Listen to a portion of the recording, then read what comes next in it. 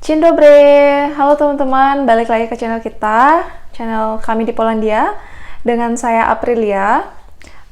Sedikit informasi, jadi di Polandia saat ini sudah mulai memasuki musim gugur, atau dalam bahasa Polandianya itu disebut jesień, atau dalam bahasa Inggrisnya itu autumn, lengkap ya Indonesia, Polish, English. Jadi teman-teman bisa lihat kenapa April udah mulai pakai sweater, karena sudah mulai dingin kayak gitu. Dan teman-teman, di video kali ini kita akan kembali seperti video April sebelumnya, yaitu bincang-bincang cantik atau curhat-curhat cantik. Jadi di video kali ini April bakal ngebahas sebuah topik yang cukup banyak dipertanyakan dan cukup banyak diperdebatkan. April di sini tidak ingin meluruskan, hanya ingin memberikan informasi. Entah nanti jadi lurus atau enggak, itu kan tergantung perspektif masing-masing orang ya. Tapi memang apa yang April sampaikan berdasarkan fakta di lapangan.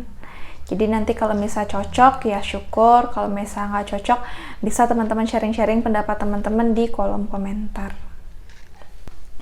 Baik, biar nggak lama, jadi topik pembahasan kita adalah kenapa job yang di-offer di Indonesia dengan job yang diterima di Polandia itu bisa atau kemungkinan besar memang berbeda. Jadi yang di-offer di Indonesia bisa mungkin A, habis itu sampai di Polandia dapatnya B.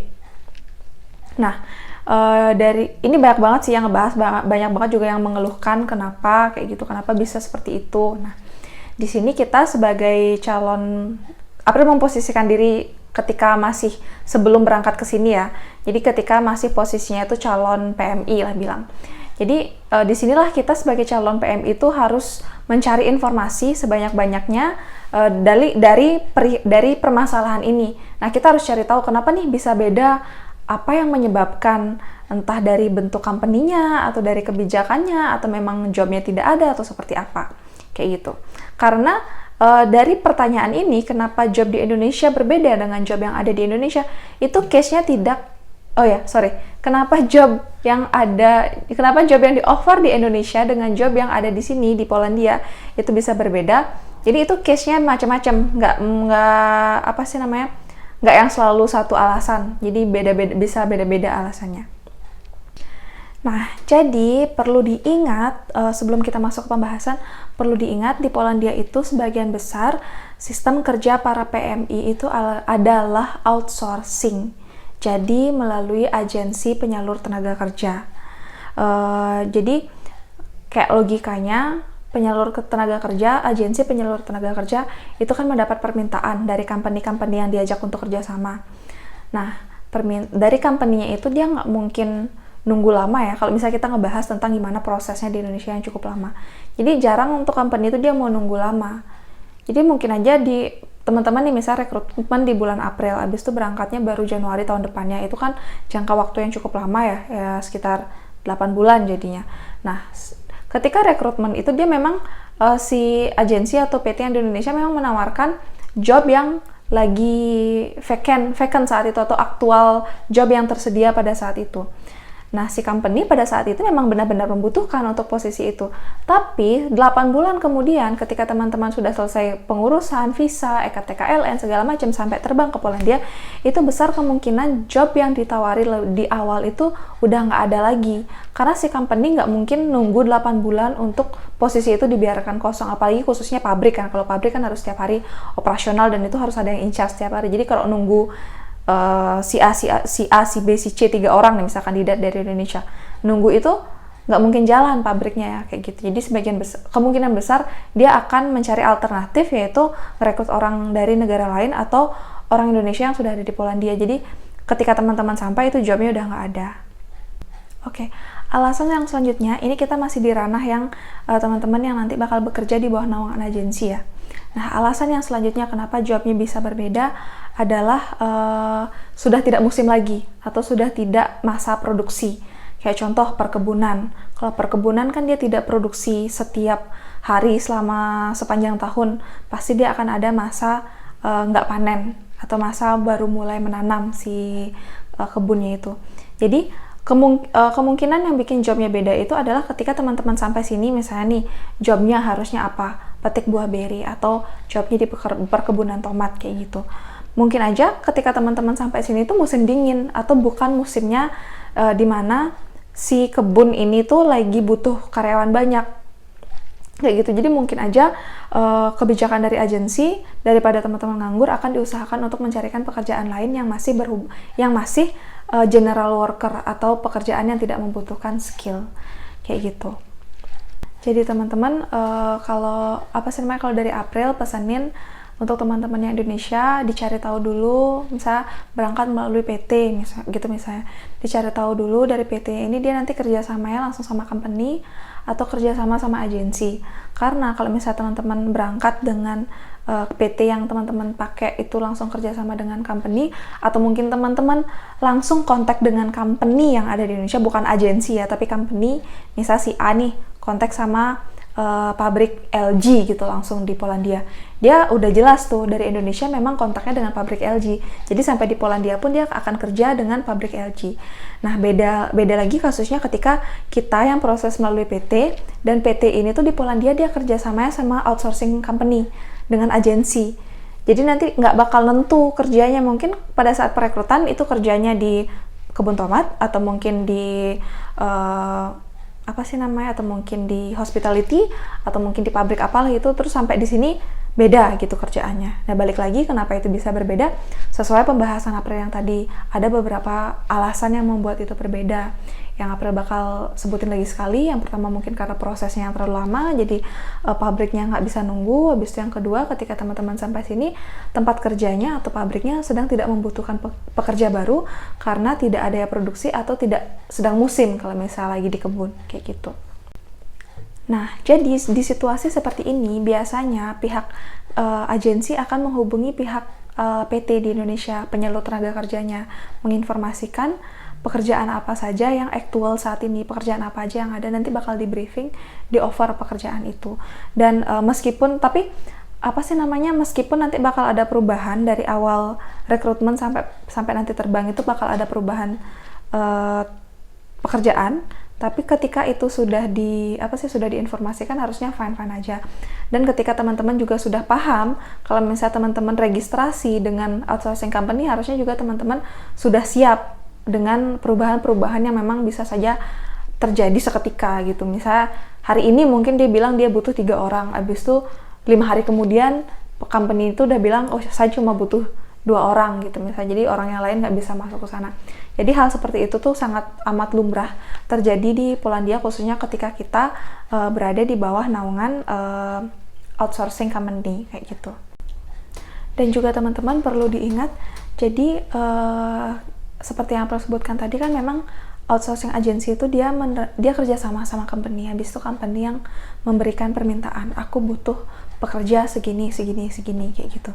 Jadi kalau misalnya company-nya nggak ada permintaan, agensinya nggak bisa juga naruh orang di sana. Misalnya dari awal nih teman-teman dijanjikan di pabrik A, tapi ketika sampai sini pabrik A nggak butuh orang, habis itu teman-teman kekeh nih, aku nggak mau di tempat lain, aku mau di pabrik A. Sedangkan pabrik A tuh udah nggak butuh orang kayak gitu. Jadi memang teman-teman harus siap jika ingin ditempatkan di pabrik B, karena outsourcing company dia bisa menyalurkan teman-teman ke suatu company, tapi dia tidak bisa memaksa suatu company untuk menerima tenaga kerjanya. Jadi dia nggak bisa maksa, aku punya 5 orang nih, kamu harus ambil. Outsourcing company itu nggak bisa kayak gitu, jadi nggak bisa maksa company yang diajak kerja sama, karena kan operasional kebutuhan pekerja itu sepenuhnya wewenang dari si company itu. Jadi agensi nggak ada wewenang untuk memaksakan penambahan jumlah tenaga kerja di situ.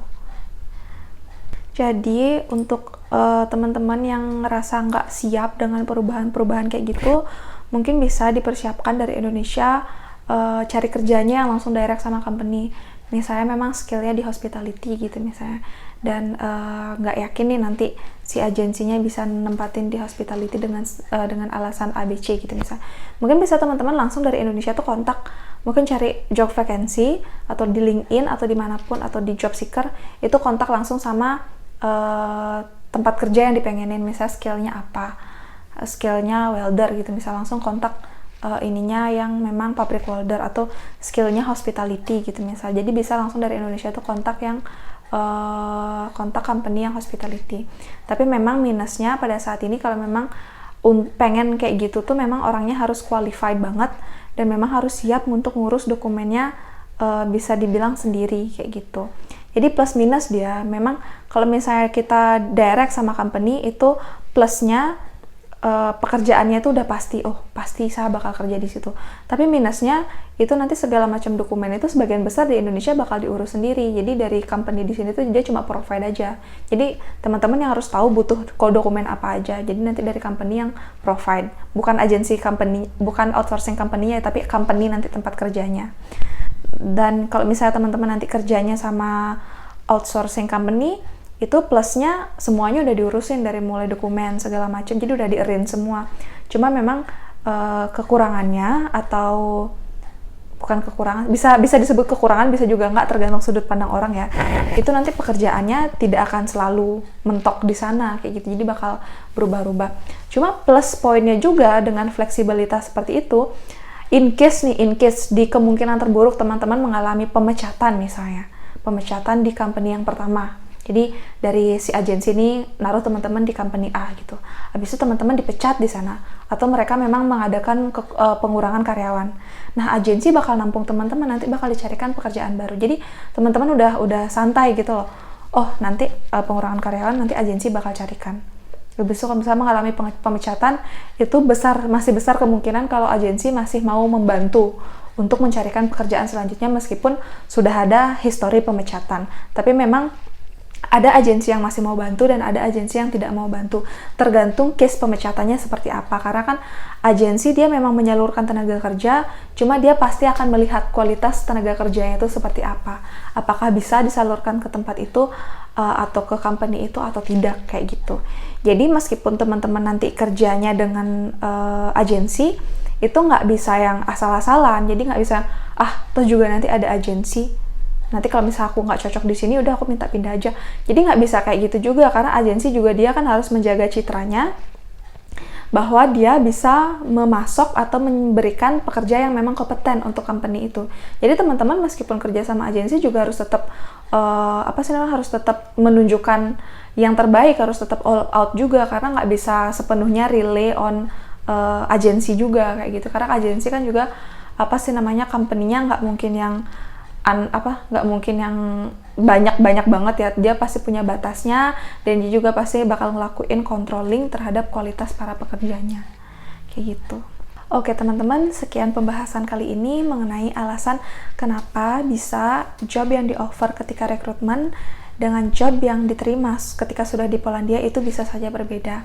Jadi memang ada beberapa alasan yang bisa membuat itu berbeda dan kondisi-kondisi lain-lainnya juga. Jadi penting banget untuk teman-teman sebelum berangkat atau sebelum memutuskan untuk berangkat ke Polandia itu cari info dulu sebanyak-banyaknya, cari tahu dulu background PT-nya, cari tahu dulu background agensinya nanti yang bakal menampung di Polandia, atau kalau misalnya dia direct sama company, cari tahu juga background company-nya kayak gitu.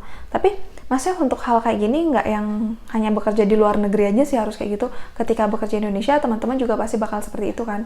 Mau kerja di pabrik A atau mau kerja di company A, pasti bakal cari tahu dulu background company-nya seperti apa. Jadi kalau untuk ke Polandia sama kayak gitu juga. Mencari informasi sebanyak-banyaknya itu tidak ada salahnya untuk pertimbangan. Dan di akhir kata, April ucapin terima kasih untuk teman-teman yang udah nonton video ini. Semoga bermanfaat, semoga informasi yang April sampaikan bisa digunakan dengan sebaik-baiknya. Dan untuk teman-teman yang punya pendapat lain atau punya pengalaman lain atau punya saran-saran lain mengenai isu seperti ini, bisa langsung disampaikan di kolom komentar. Kita sharing-sharing, kita berbagi informasi untuk para PMI ataupun untuk para calon PMI lainnya. Sekian video kali ini. Di akhir kata perlu ucapin do visenya, papa.